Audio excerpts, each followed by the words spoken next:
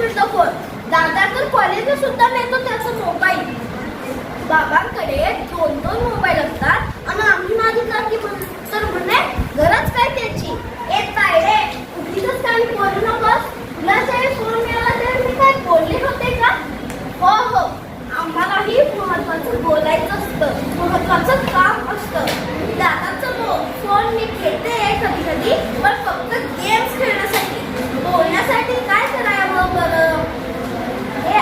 आई, पुढल्या महिन्यात माझा वाढदिवस येतोय. मित्रमैत्रिणींना बर्थडे पार्टीसाठी बोलवायला किती मज्जा येईल. अरे उद्या माझी बर्थडे पार्टी घरीच आहे गच्चीवर. तू लवकर येशील ना? अगं आपण खूप धमाल करू. हो, आता मी सगळ्यांना मोबाईलवरूनच सांगते. बाय. वाव. अगं आई, अचानक उद्या सुट्टी घ्यावी लागली तर सरांची बोलणी ऐकावी लागतात. त्यापेक्षा बाबा कसे घरातूनच ऑफिसला फोन लावतात तसं आपण शाळेत फोन करायचा.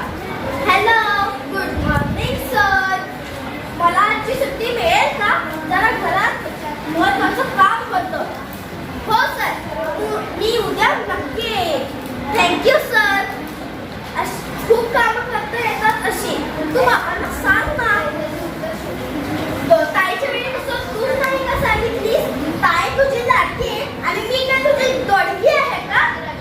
अगं, तुझा फोन नसला तर मी काय, मला फोन नको? अगं, माझा फोन आला की तो आपण दोघी मिळून वाग. नक्की. आजी, तू गप आईला नको रागवूस. काय म्हणतेस? तुम्हा मुलांना किती वेळ मोबाईलवर बोलायचं याचं भानच नसतो.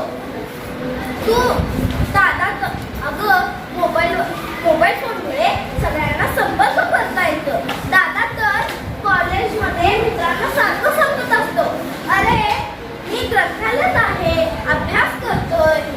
तू म्हणतेस ते खरं, पण मोठी माणसं असं करणार. आम्ही मुलं असं करणार नाही. देऊन तर बघा आमच्या हातात मोबाईल. मग तू पप्पांना सांग तर.